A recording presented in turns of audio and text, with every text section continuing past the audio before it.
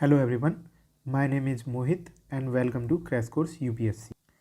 This is the second part of our previous year question series. In this video, we will discuss questions from polity and governance and continue from our last video. The link of last video is provided in the description box below. Polity और governance से related issues से आने वाले questions की history का graph आप screen पे देख सकते हैं और अभी शुरू करते हैं वीडियो।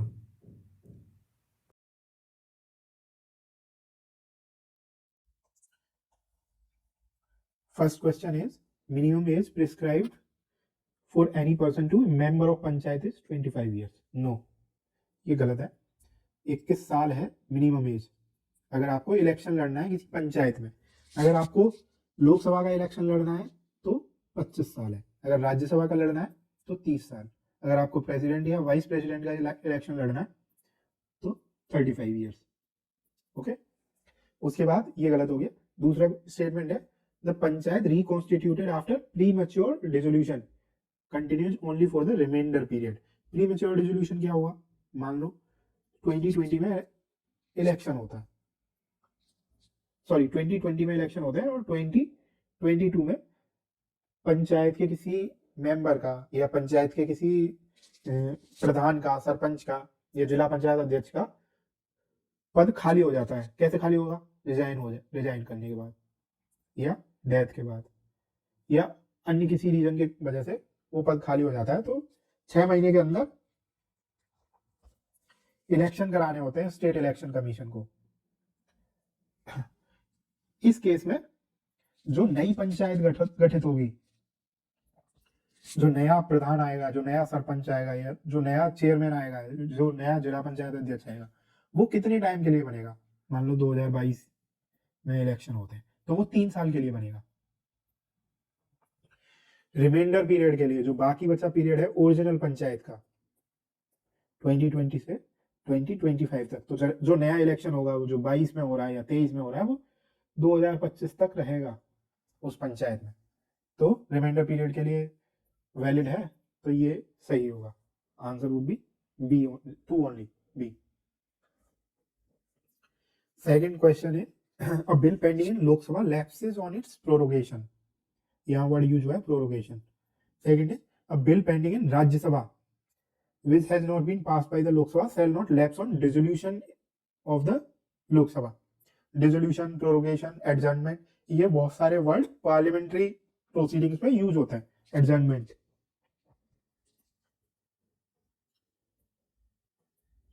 इसको स्थगन बोलते हैं। अगर किसी हाउस की, कोई भी हाउस है, उसकी कार्यवाही किसी फिक्स टाइम के लिए या स्थगित की जाती है, ये जैसे कि पूरे दिन का जो भी मीटिंग का एजेंडा था वो ओवर हो गया, उसके बाद क्या होगा? हाउस एडजर्न हो जाएगा नेक्स्ट डे के लिए या नेक्स्ट वीक के लिए या 1 महीने बाद के लिए जैसे। तो उसका पावर एडजर्नमेंट की किसके पास होती है? प्रिसाइडिंग ऑफिसर, स्पीकर हो गया या आपका चेयरपर्सन हो गया या डिप्टी स्पीकर हो गया अगर वो प्रिसाइड ओवर कर रहा है, या डिप्टी चेयरपर्सन हो गया। हाउस का स्थगन प्रस्ताव लेके आएंगे और इसमें क्या होता है? मीटिंग का एंड होता है, end of meeting.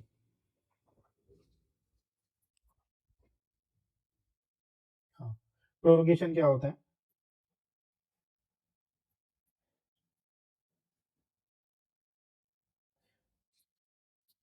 सत्रावसान, end of session. कितने सेशंस होते हैं इंडियन पार्लियामेंट के एक साल में? 3 सेशन, बजट, मॉनसून और विंटर सेशन। बजट सेशन होता है फेब मार्च में, मॉनसून होता है अगस्त में, विंटर सेशन दिसंबर जनवरी में। तो प्रोरोगेशन क्या होता है? एंड ऑफ सेशन, कोई भी सत्र है उसका अंत जब होगा वो सत्रावसान होगा। हाउस को समन कौन करता है? पार्लियामेंट को समन कौन करता है? प्रेसिडेंट। और प्रोरोग कौन करता है? सत्रावसान कौन करता है? सत्र का खत्म करने का नोटिस कौन जारी करता है? वो भी प्रेसिडेंट ही होता है, प्रेसिडेंट ऑफ इंडिया। तो सत्रावसान या प्रोरोगेशन के केस में भी बिल जो पेंडिंग होगा लोकसभा के आगे या राज्यसभा के आगे वो लैप्स नहीं करेगा। लैप्स का मतलब उसको दोबारा से अगर आपको वो करना होगा तो दोबारा इंट्रोड्यूस करना होगा, अगर बिल को डिस्कशन करना है, बहस करनी है, जो भी बिल की लाइफ है वो खत्म हो जाती है लैप्स होने के केस में। अब तीसरा जो हमारे पास हाउस से रिलेटेड, पार्लियामेंट्री प्रोसीजर से रिलेटेड केस होता है वो डिसोल्यूशन ऑफ हाउस होता है। इंडिया में 2 हाउस हैं पार्लियामेंट के, लोकसभा या हाउस ऑफ पीपल या लोअर हाउस, और राज्यसभा या हाउस ऑफ स्टेट या अपर हाउस। लोअर हाउस की वैलिडिटी या उसकी लाइफ 5 साल होती है from the date of first meeting. कोई भी इलेक्शन हुआ, कोई भी चुनाव हुआ, उसके बाद जब जो भी फर्स्ट मीटिंग होगी लोकसभा की, उसके 5 साल के बाद जो डेट पड़ेगी उस पे लोकसभा का डिसोल्यूशन होगा। या फिर अगर प्रेसिडेंट को लग रहा है कि हंग असेंबली है, हंग पार्लियामेंट है, तो उन केसेस में किसी भी पार्टी के पास इतना मेंबर्स का सपोर्ट नहीं है कि नई गवर्नमेंट बन सकती है, तो उस केस में भी प्रेसिडेंट के पास डिस्क्रिशनरी पावर होती है कि वो इलेक्शन करा दें। दूसरा जो हाउस होता है वो राज्यसभा है। राज्यसभा के मेंबर्स की जो टेन्योर होता है, कार्यकाल होता है, वो 6 साल होता है, 6 ईयर्स। लेकिन राज्यसभा का कोई टेन्योर या कार्यकाल नहीं होता, ये डिसॉल्व नहीं हो सकती, ये परमानेंट हाउस है। तो डिसोल्यूशन किस हाउस का होगा? लोकसभा का। और डिसोल्यूशन को हिंदी में क्या बोलते हैं? विघटन। पूरे हाउस की लाइफ समाप्त हो जाती है और जो नया हाउस आएगा वो नए इलेक्शन के बाद आएगा। तो bill pending in Rajya Sabha, Rajya Sabha में अगर कोई बिल पेंडिंग है which has not been pass by Lok Sabha, Lok Sabha के पास ना तो वो बिल गया है, क्योंकि किसी भी 2 हाउस में से किसी भी एक हाउस में ओरिजिनेट हो सकता है बिल। मान लीजिए राज्यसभा में पेंडिंग है तो वो लोकसभा तक पहुंचा ही नहीं अभी, तो बिल पेंडिंग है राज्यसभा में और उसको पास नहीं किया लोकसभा में, इन केसेस में बिल लैप्स नहीं होगा, उसकी लाइफ समाप्त नहीं होगी। अगर लैप्स हो जाएगा तो उसको दोबारा इंट्रोड्यूस करना होगा। बिल की जो उसकी जर्नी है पूरी इंटायर, वो वहीं समाप्त हो जाती है। लैप्स होने के केस में बिल पास नहीं हो पाता, तो it shall not lapse in that case. तो ये सही है। ऐसे 6 केसेस होते हैं, मैं आपको एक टेबल बना के दिखा देता हूँ जब बिल लैप्स होता है या ना नहीं होता है डिसोल्यूशन के केस में लोकसभा के। ओके, पहले 2 केसेस हैं जिनमें bill will not lapse. Okay, वो 2 केस कौन से हैं? पहला केस है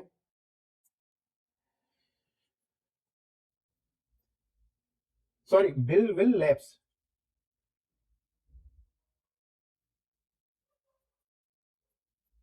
ये 2 केसेस हैं।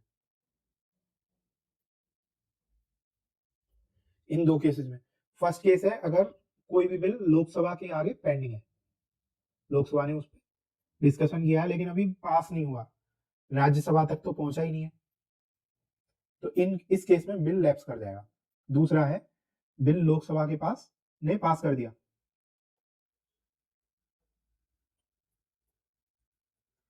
राज्यसभा के पास जाता है, वहां पेंडिंग है,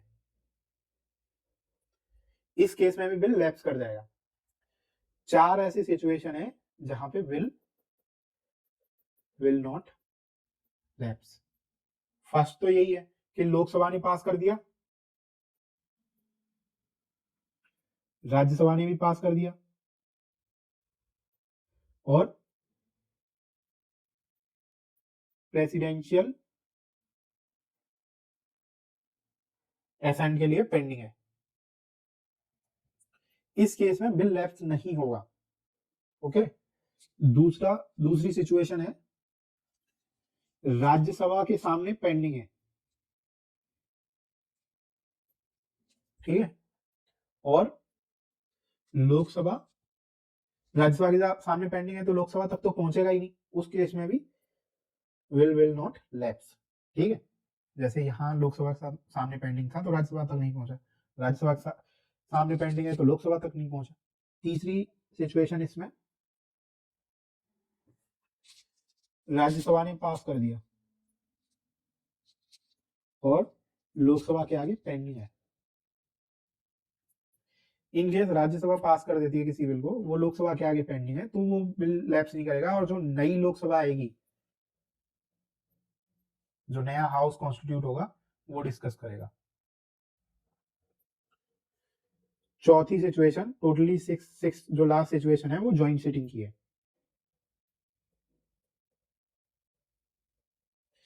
पार्लियामेंट की ज्वाइंट सिटिंग को कौन बुलाता है? प्रेसिडेंट समन करते हैं ज्वाइंट सिटिंग को। ज्वाइंट सिटिंग के केस में मान लीजिए किसी भी बिल के ऊपर दोनों हाउसेज में सहमति नहीं बन रही है, तो उस सिचुएशन में अगर प्रेसिडेंट ज्वाइंट सिटिंग बुलाते हैं, तो जो नया हाउस बनेगा उसके बाद ज्वाइंट सिटिंग होगी, उसमें वो बिल डिस्कस होगा। ओके, आई होप कि आपको 6 सिचुएशन समझ में आई होगी। ये बहुत इंपॉर्टेंट है प्रीलिम्स के पॉइंट ऑफ व्यू से। Third question, the parliament of India acquires the power to legislate on any item in the state list in the national interest if a resolution to that effect is passed by। Okay, India एक federal polity है, ठीक, संघात्मक सरकार है। यहाँ पे दो तरह की गवर्नमेंट होती है, यूनियन और प्रोविंशियल या स्टेट गवर्नमेंट, राज्य सरकार, केंद्र सरकार। इन दोनों के कॉन्स्टिट्यूशन ने अधिकार क्षेत्र क्लियरली डिफाइन करे हैं, आर्टिकल 246 और 7 शेड्यूल की जो 3 लिस्ट है। ओके, 3 लिस्ट में दोनों गवर्नमेंट के, जैसे कि यूनियन लिस्ट हो गई, स्टेट लिस्ट हो गई, कॉन्करेंट लिस्ट हो गई। यूनियन लिस्ट में से कानून या उस पे एग्जीक्यूटिव डिसीजन केवल यूनियन गवर्नमेंट ले सकती है। स्टेट के केस में सिमिलर सिचुएशन, स्टेट गवर्नमेंट ले सकती है। कंकरेंट में दोनों का जुरिस्डिक्शन होता है। तो जो स्टेट लिस्ट में जितने भी सब्जेक्ट्स प्री डिफाइंड है, ओके, उनके केस में पार्ट 11 चैप्टर 1 में लेजिस्लेटिव रिलेशंस में कुछ सिचुएशन दी हुई है जब central government, union government state list के सब्जेक्ट्स पे या तो कानून बना सकती है या एडमिनिस्ट्रेटिव डिसीजन ले सकती है। तो वो कौन कौन से केसेस हैं? नेशनल इंटरेस्ट वाला केस है, नेशनल इंटरेस्ट वाला 249 में है। उसके बाद आपका 250 में नेशनल इमरजेंसी वाला है। नेशनल इमरजेंसी के केस में सेंट्रल गवर्नमेंट स्टेट लिस्ट से के सब्जेक्ट्स पे कानून बना सकती है। नेशनल इंटरेस्ट में 249 में सेंट्रल गवर्नमेंट नेशनल इंटरेस्ट में अगर राज्यसभा कोई रेजोल्यूशन पास करती है, okay, Rajya Sabha house of state अगर कोई रेजोल्यूशन पास करती है स्पेशल मेजोरिटी से,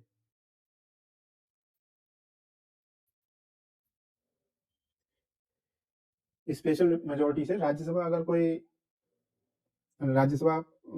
कोई रेजोल्यूशन पास करती है, तो ये दोनों तो वैसे ही गलत हो गए, लोकसभा नहीं राज्यसभा करेगी। उसके बाद स्पेशल मेजोरिटी, सिंपल मेजोरिटी वाला, ये गलत हो गया, तो ये भी गलत हो गया, ये हो गया। राज्यसभा भाई majority of not less than 2/3 of its member present and voting, तो यही तो हुआ स्पेशल मेजोरिटी। मान लो 250 मेंबर्स हैं, लेकिन केवल 210 मेंबर्स वहां पे गए, 200 मेंबर्स गए वोटिंग के लिए, तो कितने मेंबर्स चाहिए? 132 मेंबर्स चाहिए वोटिंग के लिए। सिंपल मेजोरिटी क्या होती है? 200 गए, आपको 101 चाहिए, 101 चाहिए। तो अगर स्पेशल मेजोरिटी से राज्यसभा एक रेजोल्यूशन पास करती है कि इस सब्जेक्ट पे, स्टेट लिस्ट के इस सब्जेक्ट पे सेंट्रल गवर्नमेंट को अधिकार है, तो सेंट्रल गवर्नमेंट नेशनल इंटरेस्ट में उस सब्जेक्ट पे कानून बना सकती है, कोई एडमिनिस्ट्रेटिव डिसीजन ले सकती है। सेम सिचुएशन में नेशनल इमरजेंसी के केस में सेंट्रल गवर्नमेंट स्टेट लिस्ट पे कानून बना सकती है। 253 में अगर सेंट्रल गवर्नमेंट ऑन बिहाफ, मतलब अगर कोई भी इंटरनेशनल ट्रीटी करती है, एग्रीमेंट करती है, कन्वेंशन में वो लेती है, और वो जो ट्रीटी का सब्जेक्ट है वो स्टेट लिस्ट से है, तो उन सिचुएशंस में भी जो पार्लियामेंट है वो कानून बना सकती है. They will gain the power to legislate on that subject, irrespective of the fact that that subject comes under state list.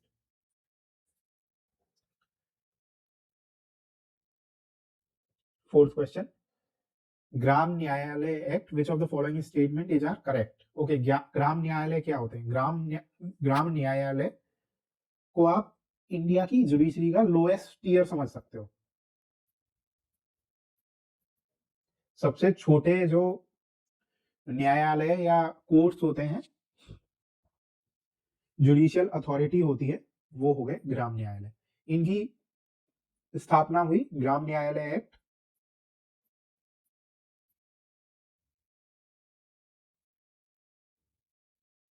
2008 के अंडर. ये कब एक्ट कानून कब उसमें आया इन फोर्स? 2 अक्टूबर 2009. ग्राम न्यायालय को हेड कौन करते हैं? न्यायाधिकारी.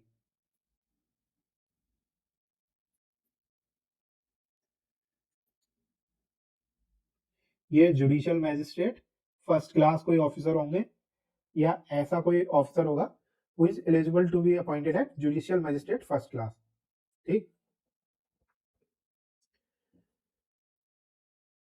तो फर्स्ट क्वेश्चन है, फर्स्ट स्टेटमेंट है, as per the act Gram Nyayalaya can only hear civil cases not criminal cases. तो ये गलत होगा. ग्राम न्यायालय को सिविल और क्रिमिनल दोनों जुरिस्डिक्शन होता है और दोनों ही केसेस को वो सुन सकते हैं. Act allowed local social activist and mediator reconciliator. ये सही है. कॉज ग्राम न्यायालय का जो प्राइमरी ऑब्जेक्टिव था वो एक तो टाइमली लीगल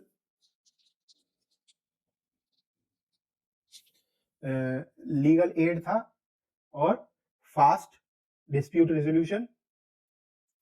तो फास्ट डिस्प्यूट रेजोल्यूशन के लिए मीडिएशन रिकॉन्सिलिएशन बहुत जरूरी होता है. और तीसरा ये था कि जो लोअर कोर्ट्स हैं उन पे पेंडेंसी बहुत ज्यादा हो गई इंडिया में, उसको कम करने के लिए. उसके बाद लोक अदालत काम नहीं कर रही थी इतनी फास्ट, तो उसके लिए ग्राम न्यायालय. तो इसका आंसर होगा बी. ग्राम न्यायालय के बारे में और थोड़ा बहुत देख लेते हैं. ग्राम न्यायालय अगर किसी पर्टिकुलर स्टेट में बनाना हो तो स्टेट गवर्नमेंट बनाएगी. हाई कोर्ट नहीं बनाएगा, स्टेट गवर्नमेंट बनाएगी after consulting the high court of that particular state.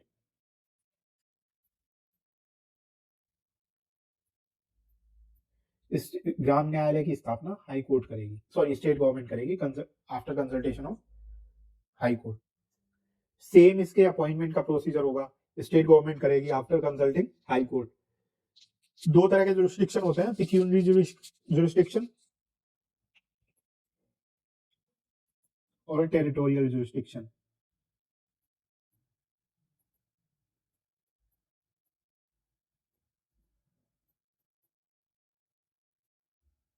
Territorial jurisdiction मतलब कितनी टेरिटरी पे कौन सा न्यायालय काम करेगा. तो टेरिटोरियल जुरिस्डिक्शन को डिसाइड करेगी state government after consulting high court. और पिक्यूनरी जुरिस्डिक्शन का मतलब होता है कौन से केसेस, मतलब कितना, अगर सिविल केसेस है तो कितने अमाउंट का केस इसके आगे एडजुडिकेशन के लिए जा सकता है, तो वो pecuniary jurisdiction high court decide करेगा.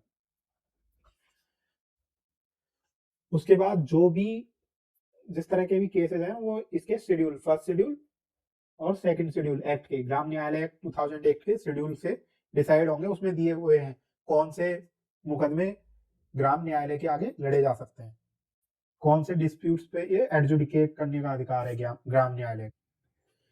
सिविल केसेस में ग्राम न्यायालय से अपील डिस्ट्रिक्ट कोर्ट को जाएगी, डिस्ट्रिक्ट जज को, और क्रिमिनल केसेस में सेशंस कोर्ट को जाएगी.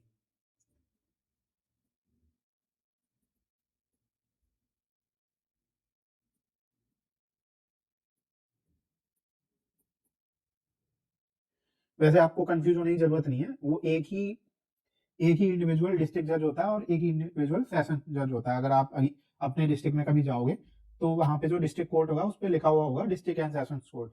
तो जब डिस्ट्रिक्ट जज कोई सिविल केस सुनता है तो वो डिस्ट्रिक्ट जज होता है, जब वो कोई क्रिमिनल साइड के केसेस सुनते हैं तो वो सेशन जज होता है।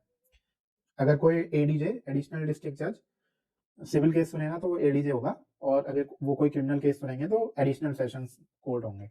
ओके, और ये जो अपील डिस्ट्रिक्ट जज या सेशन कोर्ट को जाएंगी, इनका निपटारा 6 महीने में हो जाना चाहिए,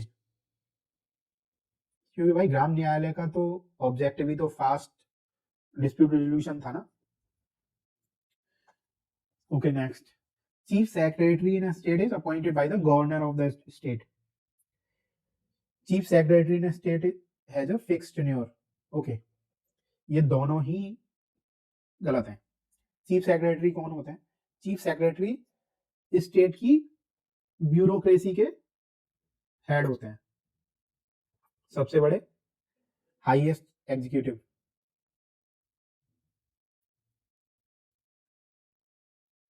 मुख्य सचिव जो स्टेट का, राज्य का सबसे बड़ा ब्यूरोक्रेट होता है, वो चीफ सेक्रेटरी होता है। इनका अपॉइंटमेंट चीफ मिनिस्टर के द्वारा किया जाता है, और टेन्योर जो है वो कोटर्मिनस होता है चीफ सेक्रेटरी के सर्विस टेन्योर से। मान लीजिए आईएएस है, आईएएस ही बनता है, आईएएस है और 58 ईयर्स की एज में चीफ सेक्रेटरी बनता है कोई आदमी, और 60 ईयर्स पे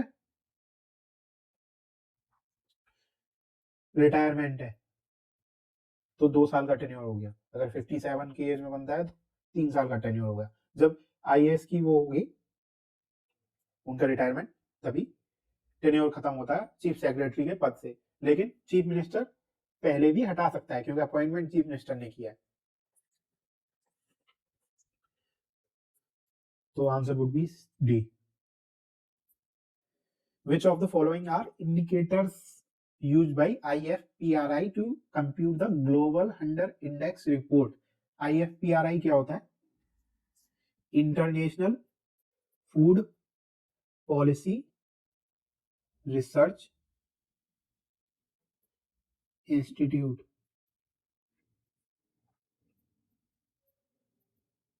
international food policy research institute, ये एक वॉशिंगटन बेस्ड रिसर्च इंस्टीट्यूट है, थिंक टैंक है। जो प्राइमरी एरियाज हैं इनके रिसर्च के, वे हैं food, nutrition, diet,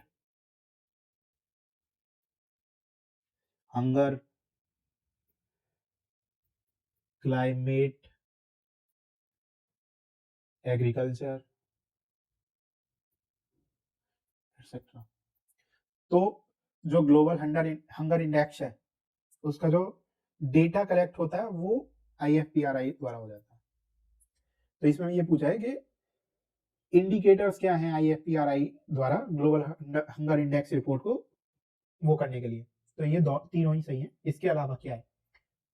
under nourishment, child stunting, child mortality और चाइल्ड वेस्टिंग। फोर्थ जो इंडिकेटर यूज किया जाता है FPRI। ग्लोबल हंगर इंडेक्स को डेटा IFPRI यूज करता है, और रिलीज कौन करता है? Concern Worldwide. और दूसरा वेल्थ हंगर हेल्थ, ये दोनों ही NGOs हैं, non profit organisation, non government organisation. तो ग्लोबल हंगर इंडेक्स के बारे में 2022 में इंडिया की रैंक है 107, 2021 में 101 आउट ऑफ 121 कंट्रीज। तो इंडिया ने बहुत ज्यादा पुअरली इस पे परफॉर्म किया है, और बहुत सारे कंसर्न भी हैं इंडियन गवर्नमेंट के कि जो डेटा यूज किया गया है IFPRI द्वारा वो सही नहीं है। अंडर नरिशमेंट किसको कहते हैं? जो एवरेज पॉपुलेशन है उसमें नरिशमेंट की कमी है, जो माइक्रो न्यूट्रिएंट्स हो, या फिर प्रोटीन की कमी है एक्सेट्रा। चाइल्ड स्टंटिंग किसको बोलते हैं? अगर आपकी वेट के हिसाब से हाइट की कमी है, स्टंटिंग सीएस। अगर आप लो हाइट फॉर देयर वेट, अगर आपकी वेट के कंपैरेटिवली आप हाइट की कमी है तो वो चाइल्ड स्टंटिंग हो गई। चाइल्ड वेस्टिंग किसको बोलेंगे? अगर आपका वेट लो है,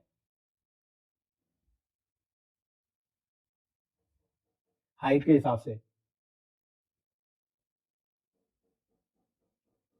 तो वो चाइल्ड वेस्टिंग हो गई।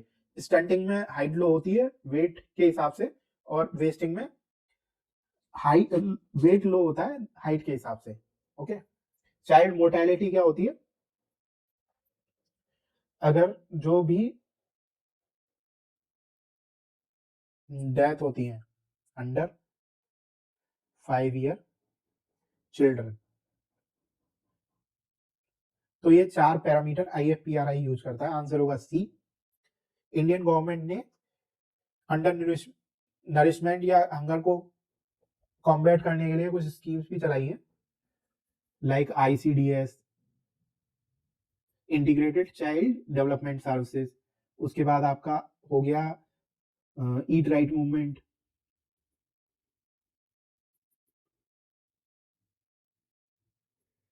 फूड फोर्टिफिकेशन हो गया FCI द्वारा या FSSSI द्वारा,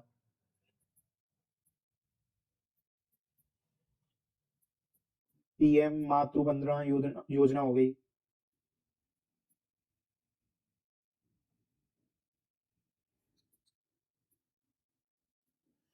उसके बाद आपका नेशनल फूड सिक्योरिटी एक्ट हो गया,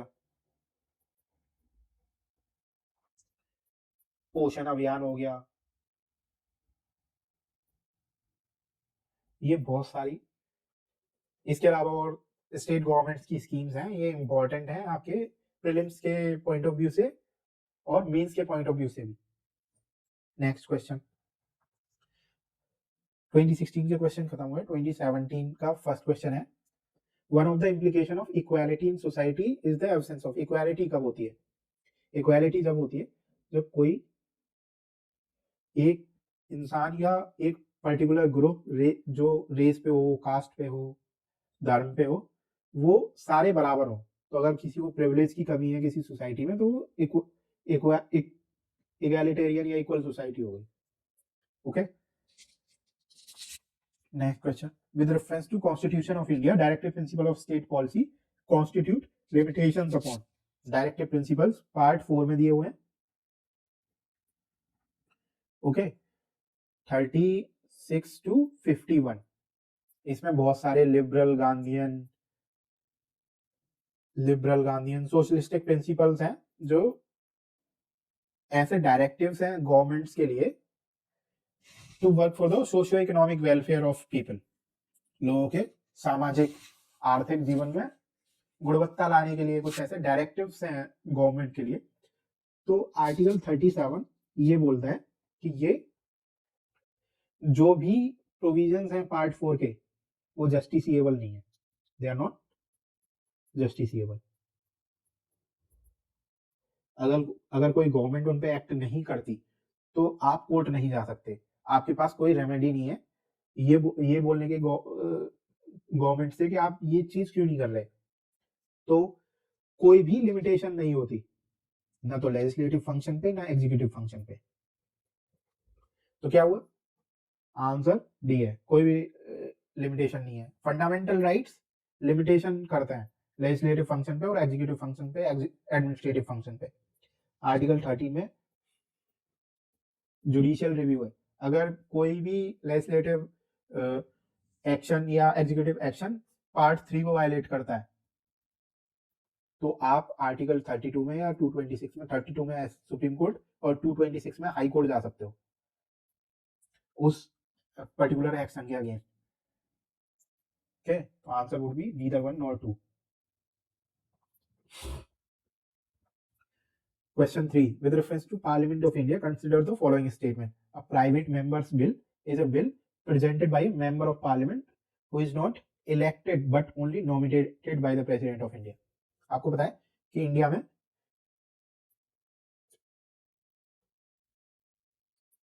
राज्यसभा में 12 नॉमिनेटेड मेंबर्स होते हैं, डिफरेंट फील्ड से आते हैं। लोकसभा में पहले 2 होते थे, अभी नहीं होते, जो एंग्लो इंडियन हुआ करते थे, अभी नहीं होते। प्राइवेट मेंबर्स बिल क्या होता है?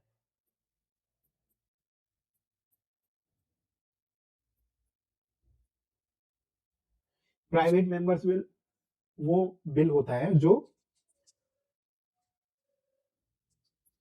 ड्राफ्ट किया जाता है और प्रेजेंट किया जाता है, drafted and tabled by the, presented by an MP who is not minister. तो इस पे डिपेंड नहीं करता कि आप इलेक्टेड हो, नॉमिनेटेड हो, आप कौन सी पार्टी से हो। अगर आप मिनिस्टर नहीं हो और आपने कोई भी बिल लेके आए हो पार्लियामेंट में, तो वो प्राइवेट मेंबर्स बिल होगा। Private members bill pay discussion Friday को होगा, लास्ट फ्राइडे को। आपको 30 डेज का नोटिस देना होगा प्रेजेंट करने से पहले, और उसके ड्राफ्टिंग की पूरी जिम्मेदारी उस पर्टिकुलर मेंबर ऑफ पार्लियामेंट की होगी जिसने वो प्राइवेट मेंबर बिल प्रेजेंट किया पार्लियामेंट के आगे। ओके, तो ये गलत हुआ, नॉमिनेटेड वाले का नहीं है, कोई भी मेंबर हो सकता है, वो किसी भी पार्टी से होता है। रूलिंग पार्टी से भी अगर कोई ऐसा मेंबर ऑफ पार्लियामेंट है जो कि मिनिस्टर नहीं है, तो उनके द्वारा लाया गया कोई भी कानून, मतलब कोई भी बिल हाउस के आगे, वो भी प्राइवेट मेंबर बिल होगा। रिसेंटली राज्यसभा में एक प्राइवेट मेंबर बिल पास हुआ है, उसको लोकसभा तक भेजा गया है, पॉपुलेशन कंट्रोल पे, पॉपुलेशन कंट्रोल पे। तो ये गलत हुआ। सेकंड है, recently private members bill has been passed in the parliament of India for the first time in its history. ये 2017 का क्वेश्चन है, तो ये 2016-17 की न्यूज होनी चाहिए, तो ये भी गलत होगा। फर्स्ट ऑफ ऑल, तो इंडिया में आज तक 14 प्राइवेट मेंबर्स बिल ऐसे हैं जो कानून बन चुके हैं, एक्ट बन चुके हैं। और जो लास्ट बना था, लास्ट प्राइवेट मेंबर बिल जो पास होके प्रेसिडेंशियल एसेंट जिसको मिला था, वो 1970 में था। बिल का नाम था supreme court enlargement of criminal appellate jurisdiction।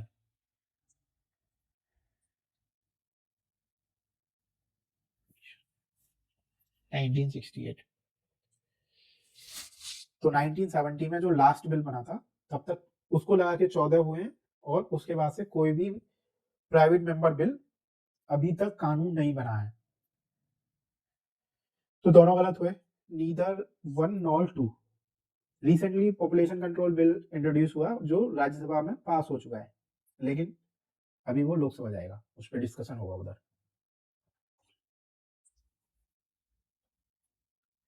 The Parliament of India exercises control over the functions of the Council of Ministers through Parliament of India।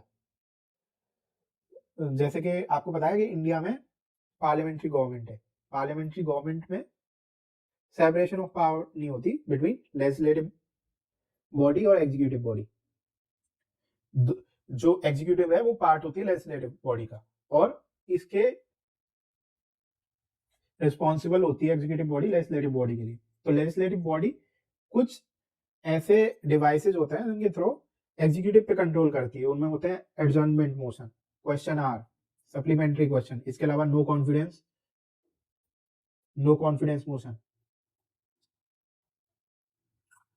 Motion,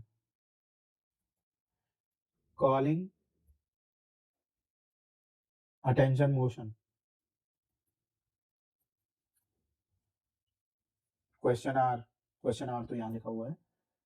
तो ये कुछ ऐसी डिवाइसेज होती हैं जिसपे जो लेजिस्लेटिव बॉडी है, पार्लियामेंट है इंडिया की, वो काउंसिल ऑफ मिनिस्टर को क्वेश्चन कर सकती है, उनको उनके जो फंक्शन है उसके ऊपर कुछ कंट्रोल कर सकती है, तीनों ही सही है। Question 5, the mind of the makers of the constitution of India is reflected in which of the following? The preamble. जो प्रीएम्बल है हमारा वो ऑब्जेक्टिव रेजोल्यूशन था ओरिजिनली, उसी के बेसिस पे उसी के प्रिंसिपल्स को अडॉप्ट किया गया। ऑब्जेक्टिव रेजोल्यूशन 13 दिसंबर को इंट्रोड्यूस किया था 1946 में कॉन्स्टिट्यूएंट असेंबली के सामने first prime minister of India जब पंडित जवाहरलाल नेहरू ने, जो बाद में प्रीएम्बल बना कॉन्स्टिट्यूशन का। इसमें वो प्रिंसिपल है जो जिनके ऊपर हमारा कॉन्स्टिट्यूशन अडॉप्ट किया गया है, जिनके ऊपर हमारा कॉन्स्टिट्यूशन फ्रेम किया गया है, जिनको ध्यान में रखते हुए हमारे कॉन्स्टिट्यूशन को ड्राफ्ट किया गया है। तो वो प्रीएम्बल है जो कॉन्स्टिट्यूशन निर्माताओं के आदर्शों को दर्शाता है, प्रतिबिंबित करता है। Preamble answer would B A. The main advantage of parliamentary form of government is that, parliamentary form अभी बताया था कि लेजिस्लेटिव और एग्जीक्यूटिव में कोई सेपरेशन नहीं होता पावर का। तो जो एग्जीक्यूटिव है वो लेजिस्लेटिव पावर का नहीं, लेजिस्लेटिव को रिस्पॉन्सिबल होती है, लेजिस्लेटिव का पार्ट भी होते हैं एग्जीक्यूटिव वाले। जैसे कि काउंसिल ऑफ मिनिस्टर किसी एक हाउस का, हमारा बाइकैमरल लेजिस्लेचर है, राज्यसभा के जो काउंसिल ऑफ मिनिस्टर के मेंबर हैं वो राज्यसभा या लोकसभा में से आते हैं। कोई भी मिनिस्टर 6 महीने से ज्यादा बिना पार्लियामेंट का पार्ट हुए मिनिस्टर नहीं रह सकता। तो मेन एडवांटेज क्या है, executive and legislature work independently तो बिल्कुल नहीं है, गलत हो गया। It provides continuity of policy and is more efficient, ये भी गलत है। कोई गवर्नमेंट 13 डेज चलती है इंडिया में, कोई 2 साल चलती है, उसके बाद भी बीच में चुनाव हो सकते हैं, इलेक्शन आ सकते हैं। अगर किसी पर्टिकुलर पार्टी पे, कोई एक पार्टी पे या कोई एक कोलिशन के पास मेजॉरिटी सपोर्ट नहीं हो मेंबर्स की लोकसभा में या स्टेट असेंबली में, तो ये भी गलत हो गया, ये गलत, ये गलत। The executive remains responsible to the legislature, ये सही है, क्योंकि जैसा बताया आपको एग्जीक्यूटिव लेजिस्लेचर का पार्ट होती है और उसके प्रति रिस्पॉन्सिबल होती है। The head of the government can not be changed without election, ये भी गलत है। अभी रिसेंटली महाराष्ट्र में गवर्नमेंट चेंज हुई, उसके अलावा साल में 2-3 बार किसी न किसी स्टेट में ऐसा होता है। In context of India, which one of the following is correct relationship between rights and duties?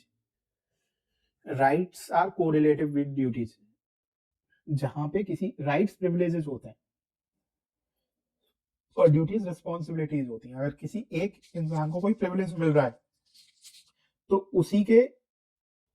उसी को कॉम्प्लीमेंट करने के लिए किसी दूसरे की ये रिस्पॉन्सिबिलिटी है कि उस प्रिविलेज को या उस राइट को रिस्पेक्ट दे। अगर किसी को राइट टू लाइफ है, एक बंदे को राइट टू लाइफ है, तो सोसाइटी की रिस्पॉन्सिबिलिटी है कि उसके राइट टू लाइफ को वायलेट नहीं किया जाए।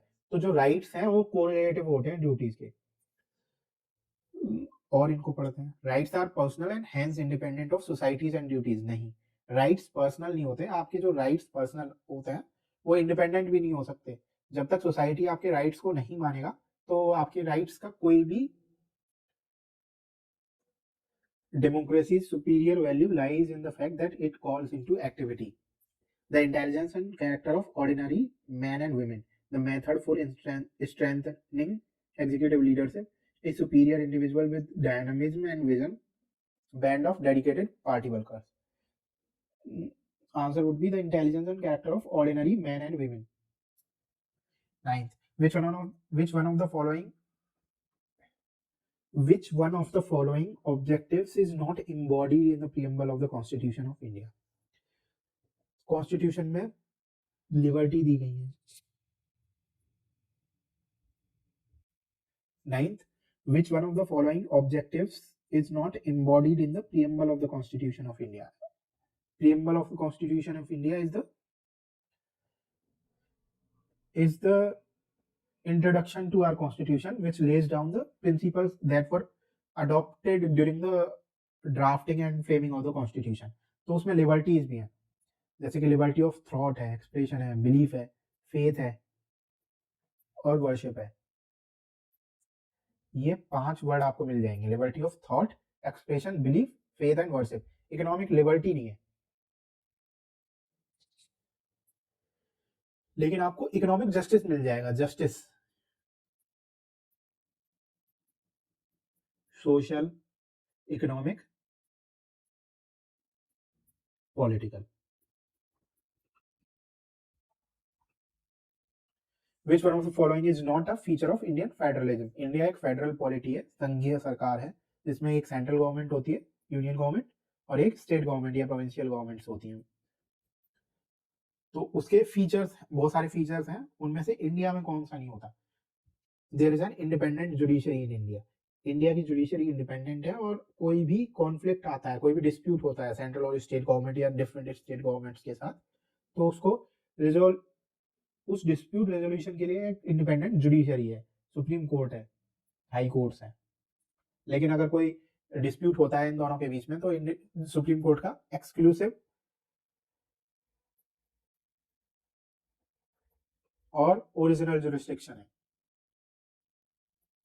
आर्टिकल 131 में। एक्सक्लूसिव और ओरिजिनल का मतलब है कोई भी डिस्प्यूट केवल, एक तो ये कि डायरेक्ट आपको, ओरिजिनल का मतलब है कि आप डायरेक्ट सुप्रीम कोर्ट जा सकते हो, और एक्सक्लूसिव का मतलब है केवल सुप्रीम कोर्ट ही जा सकते हो। तो जो पावर है वो सुप्रीम कोर्ट के पास ही है केवल। ओके, तो नॉट अ फीचर पूछा है, तो ये तो गलत हो गया, ये फीचर है। बी हो गया, powers have been clearly divided between centre and state, ये भी गलत हो गया। आर्टिकल 246 में और शेड्यूल 7 में, उसकी 3 लिस्ट दी हुई है, उनमें क्लियरली डिफाइंड है स्टेट की क्या पावर है या सेंटर की क्या पावर है किसी भी सब्जेक्ट के ऊपर। उसके बाद टेरिटोरियल लिमिट्स फिक्स की गई हैं, तो क्लियरली डिवाइडेड है पावर। उसके बाद federating units have been given unequal representation in Rajya Sabha. जो राज्यसभा है हमारा या काउंसिल ऑफ स्टेट है, उसका जो डिफरेंट स्टेट्स को रिप्रेजेंटेशन है वो पॉपुलेशन के बेसिस पे है।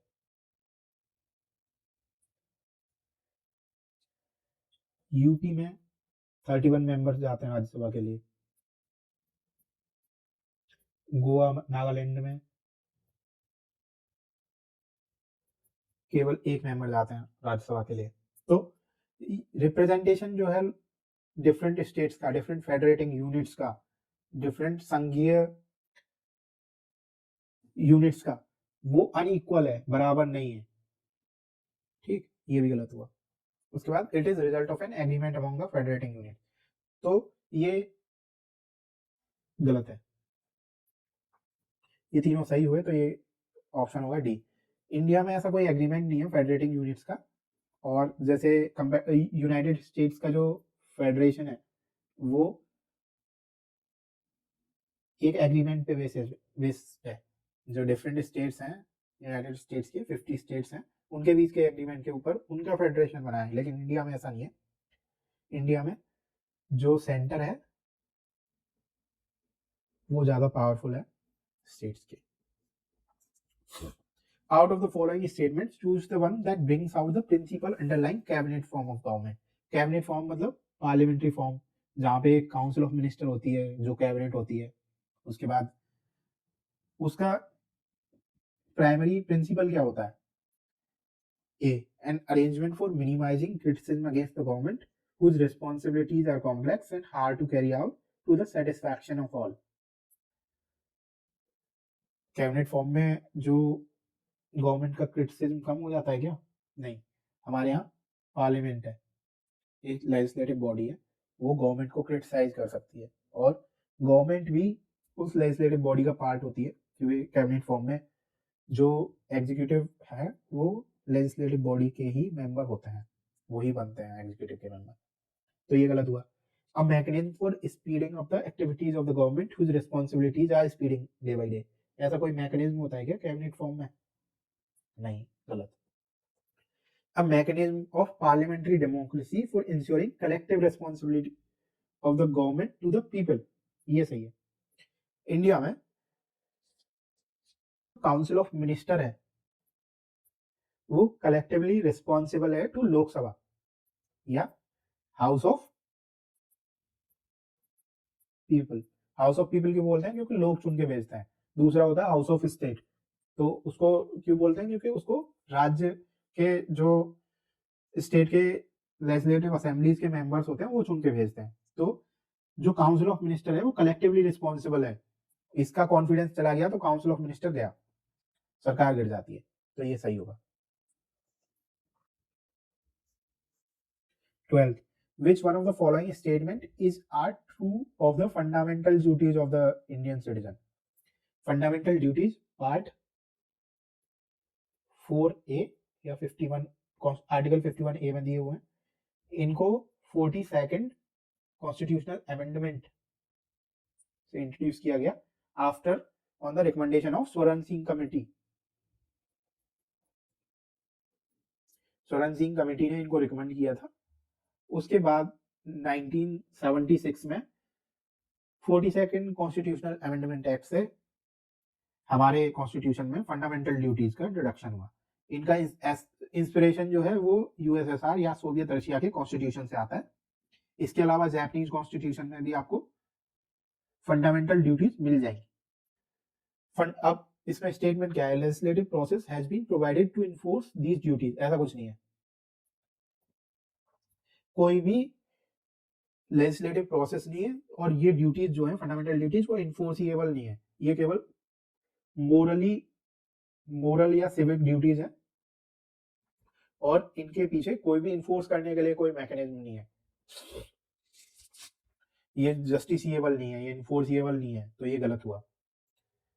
लेकिन स्वरण सिंह कमेटी ने एक पेनल्टी का रिकमेंडेशन दिया था कि एक पेनल्टी का प्रोविजन होना चाहिए अगर कोई वायलेट करता है ये फंडामेंटल ड्यूटीज को। Option B, they are correlative to legal duties. Correlative to legal duties का क्या मतलब होता है? कोरिलेटिव का मतलब होता है कि इनके बीच में कोई रिलेशंस है क्या? नहीं। लीगल ड्यूटीज कौन सी होती हैं? जो आपको लीगली फॉलो करनी है, जैसे टैक्स पे करना है। अगर कहीं पे स्पीड लिमिट है तो स्पीड लिमिट फॉलो करनी है। आपको अगर लिखा हुआ है कचरा नहीं फैलाना तो कचरा नहीं फैलाना है, लॉइटरिंग नहीं करनी है। आपको कोई भी न्यूडिटी, पब्लिक न्यूडिटी का प्रदर्शन नहीं करना है, ये लीगल ड्यूटीज हो गई अगर कोई कानून है ऐसा तो। लेकिन फंडामेंटल ड्यूटीज के को इन्फोर्स करने के लिए ऐसा कुछ नहीं है, कोई कानून नहीं है, तो वो कोरिलेटिव नहीं हुई, ये भी गलत हुआ। Neither D nor 1 nor 2।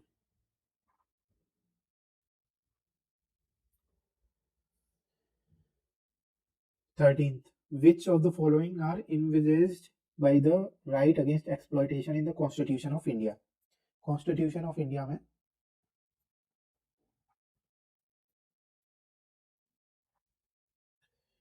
Fundamental right दिए हुए हैं पार्ट 3 में, आर्टिकल 12 to 35। 12 में स्टेट है, 13 में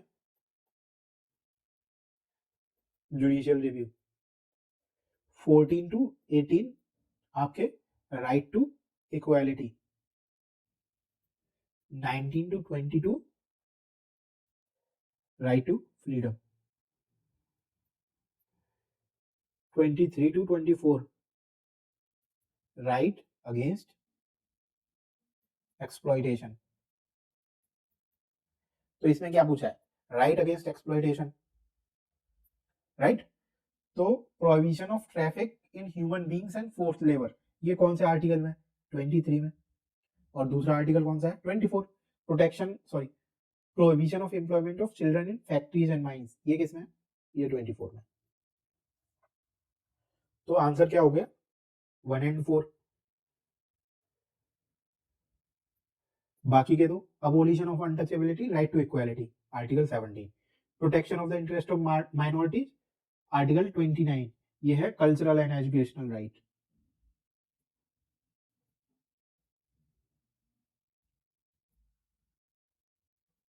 ये 29 और 30 में। उसके बाद रिलीजियस राइट टू रिलीजन है,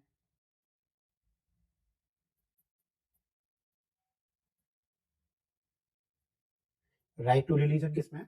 25 to 28। उसके बाद राइट टू कॉन्स्टिट्यूशनल रेमेडी है,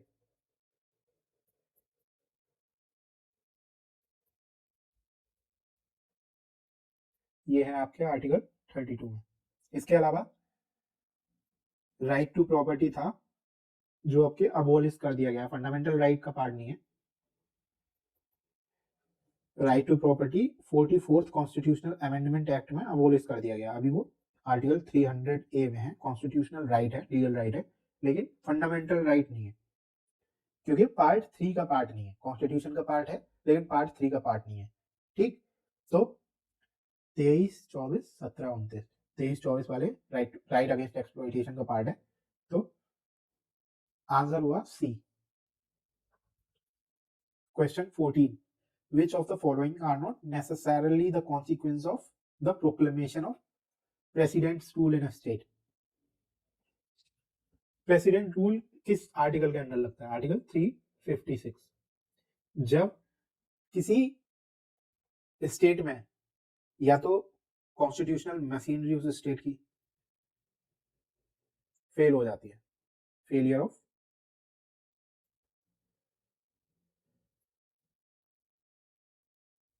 या हंग असेंबली आ जाती है और किसी एक पार्टी को मेजोरिटी नहीं मिलती या कोलिशन को मेजोरिटी नहीं मिलती, उन केसेस में प्रेसिडेंशियल रूल लगा सकती है सेंट्रल गवर्नमेंट।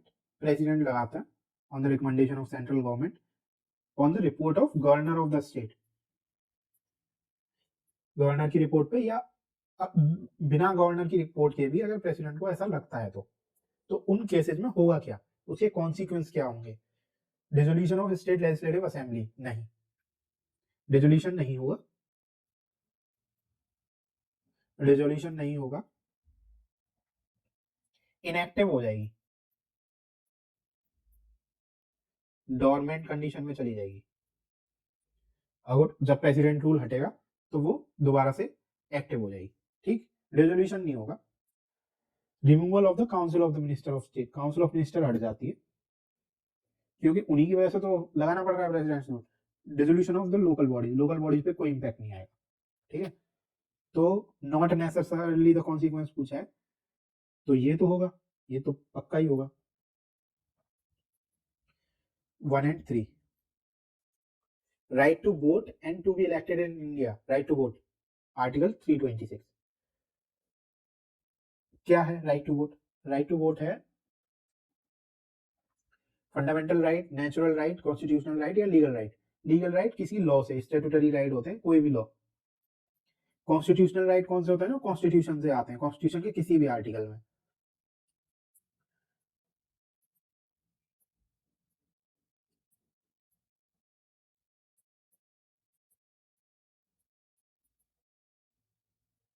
फंडामेंटल राइट कौन से होते हैं ना, फंडामेंटल हैं, मतलब जिनको बहुत ही ज्यादा एसेंशियल है, नेसेसरी है, वो पार्ट 3 में दिए गए हैं। 12 to 35 अभी हमने डिस्कस किए थे, वो 5 फंडामेंटल राइट थे। उसके बाद नेचुरल राइट। नेचुरल राइट एक नेचुरल लॉ जो जैसे कि जॉन लॉक हो गए, उन्होंने कुछ ऐसे इन एलिएनेबल राइट्स हैं जो बाई बर्थ इंसान को मिलते हैं, नैसर्गिक राइट हैं, प्राकृतिक राइट्स हैं, तो वो नेचुरल राइट्स हुए। तो राइट टू वोट 326 में वो कॉन्स्टिट्यूशनल राइट है। Similarly right to be elected, ये भी कॉन्स्टिट्यूशनल राइट है। अभी रिसेंटली इलेक्शन कमीशन ने एक एफिडेविट फाइल किया सुप्रीम कोर्ट में एक केस में, जिसमें उन्होंने बोला कि राइट टू वोट एक स्टैट्यूटरी राइट है। तो सुप्रीम कोर्ट ने तब कमेंट किया था कि नहीं, राइट टू वोट नहीं है, कॉन्स्टिट्यूशनल राइट है आर्टिकल 326 में right to vote. In India judicial review implies, judicial review क्या होता है? जुडिशियल रिव्यू आर्टिकल 13 में दिया गया। इसका इंस्पिरेशन लिया गया था यूएस कॉन्स्टिट्यूशन से। यूएसए में कहां से आया? तो एक केस था 1803 का, मैरबेरी वर्सेस मेडिसन। ये यूएस सुप्रीम कोर्ट का केस था 1803 का। इसमें यूएस सुप्रीम कोर्ट ने यूएस कांग्रेस के एक एक्ट को वॉइड करार दिया था, मतलब गलत बताया था। जो प्रिंसिपल्स थे यूएस कॉन्स्टिट्यूशन के, उसके अगेंस्ट बताया था। तो यहां से इमर्ज हुआ ये जुडिशियल रिव्यू का प्रिंसिपल। जुडिशियल रिव्यू का मतलब होता है कोई भी जुडिशियल बॉडी, इंडिया में सुप्रीम हायर जुडिशरी जो होती है, सुप्रीम कोर्ट और हाई कोर्ट्स, उनके पास पावर होती है किसी भी लेजिस्लेटिव, एग्जीक्यूटिव या एडमिनिस्ट्रेटिव एक्शन की।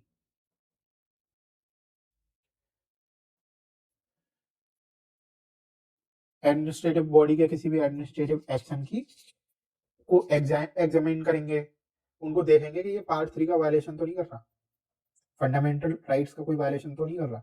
तो ये जो पावर है उसको जुडिशियल रिव्यू बोलते हैं। तो अभी ऑप्शन देख लेते हैं। Power of the judiciary to pronounce upon constitutionality of laws and executive order. सही है, जुडिशरी के पास पावर है कि ये कॉन्स्टिट्यूशन के प्रिंसिपल्स को उन पे खरा उतर रहा है कि नहीं कोई लॉ या कोई एग्जीक्यूटिव ऑर्डर या एग्जीक्यूटिव डिसीजन। और दूसरे क्वेश्चन देख लेते हैं। Power of judiciary to question the wisdom. Judiciary can not wisdom of the legislative body. ये एक जुडिशियल प्रोनाउंसमेंट था, उसमें कोर्ट ने बोला भी था, मतलब कमेंट किया था ऐसे ही कि हम मतलब जो जुडिशरी है वो लेजिस्लेचर की विजडम को क्वेश्चन नहीं कर सकता, उनके इंटेंट को क्वेश्चन कर सकता है। अगर गलत इंटेंट से कोई लॉ फॉर्म किया है उसको क्वेश्चन कर सकता है, विजडम को क्वेश्चन नहीं कर सकता। ठीक है। Power of the judiciary to review all the legislative enactment before they are assented to by the parliament.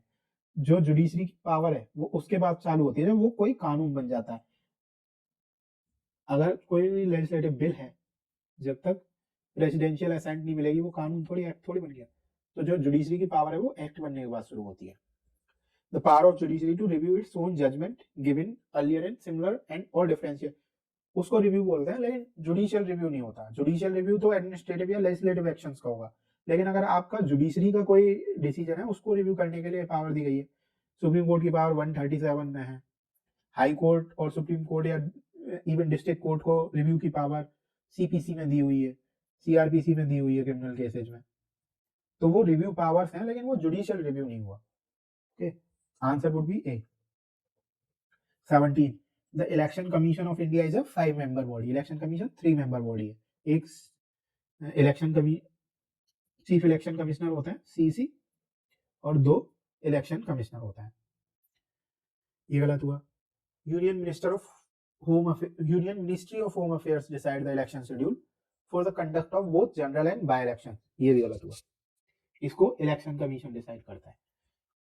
Election commission resolves the dispute relating to split mergers of recognised political party. ये सही है, D. तो इसमें history देख लेते हैं। Election commission जो originally 1950 से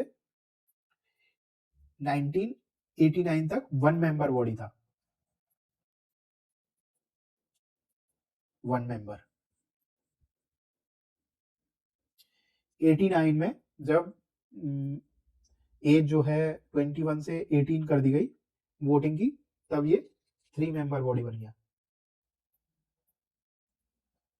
लेकिन 1990 में इसको फिर 1 मेंबर बॉडी बना दिया।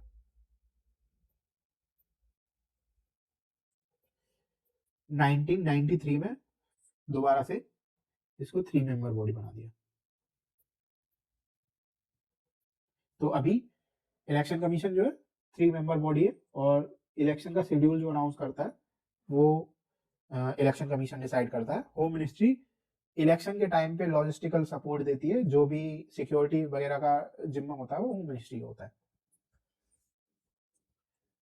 18th consider the following statement. In the election for Lok Sabha or State Assembly, the winning candidate must get at least 50% of the votes polled to be declared elected. India में first past the poll system FPTP system का वो किया जाता है, follow करते हैं। पंचायत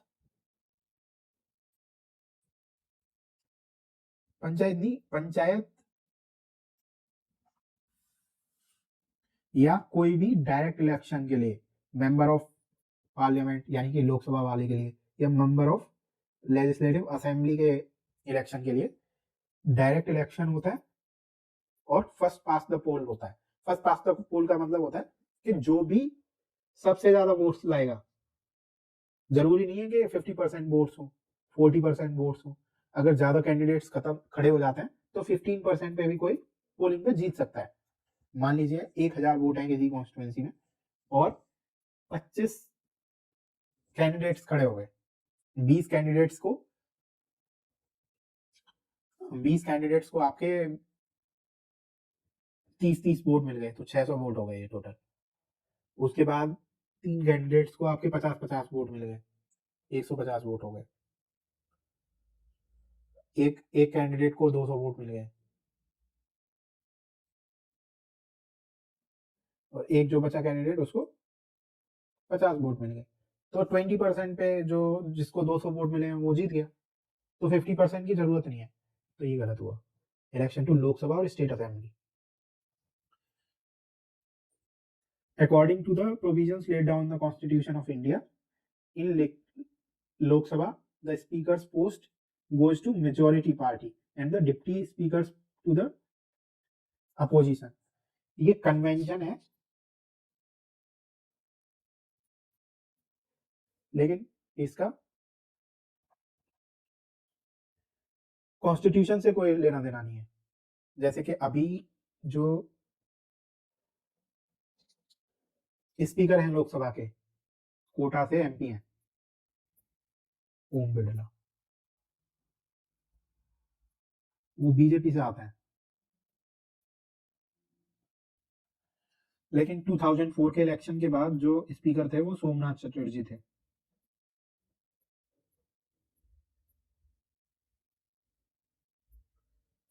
ये CPI से आते थे, लेकिन जो मेजोरिटी पार्टी थी वो कांग्रेस थी, आईएनसी।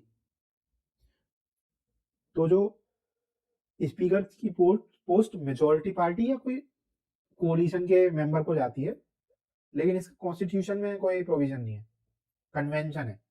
तो ये भी गलत हुआ। Answer would B D. ये था 2017 का लास्ट क्वेश्चन।